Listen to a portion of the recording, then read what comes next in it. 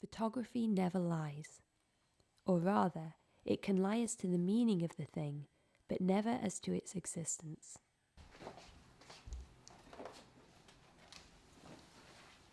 I've been interested in photography since I was a young child. I studied geography at university, and that's where the idea for this film came from. We talk a lot in geography about how photographs aren't neutral, but we've never talked about how being a photographer means that you experience a place differently to if you're not a photographer.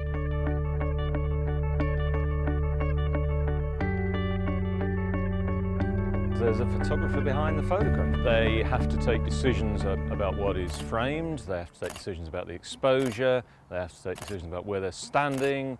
The image is completely different from the experience, the direct experience of the place.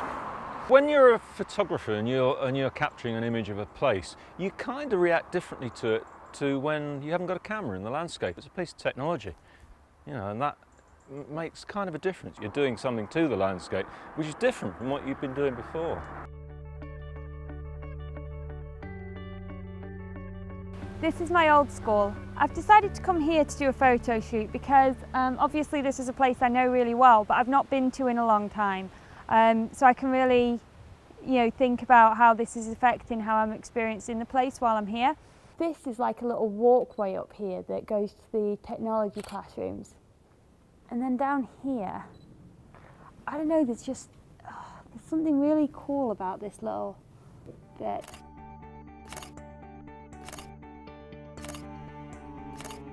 I actually like that picture, it blew out a bit.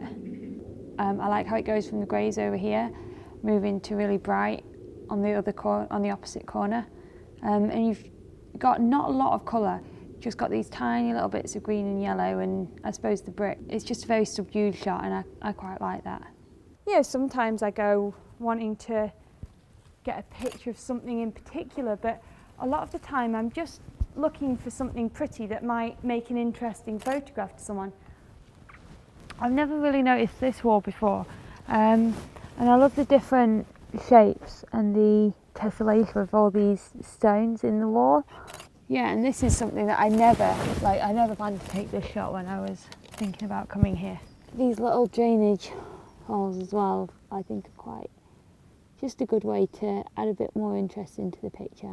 Yeah, I love that shot. It's really soft at the edges, it's overexposed on the sky. You've got some beautiful textures. I love that shot.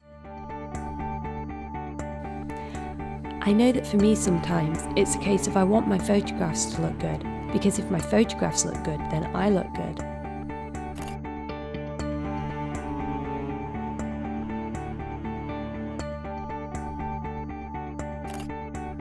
When I was a teenager, I read a book called The Beach, and in this book the main character, who's a traveller, said that he doesn't take a camera when he goes travelling because he did it once, and all that he remembers of that trip is the things in the photographs that he took.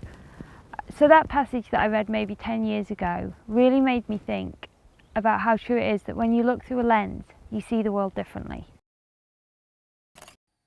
That's a fascinating thing about art, that art doesn't exist in a vacuum. We are making art from what we see around us, and photography is a brilliant example of that. We literally do try to look at the world in a different way. So I've really enjoyed doing this photo shoot at my old school. Have I experienced it differently? I think so. It's completely different being here as a photographer to being here as a student, and I think what I value in the place is different.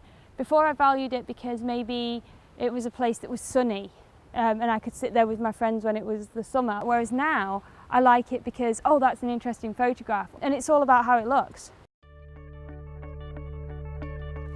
The reason that you go somewhere affects how you experience that place.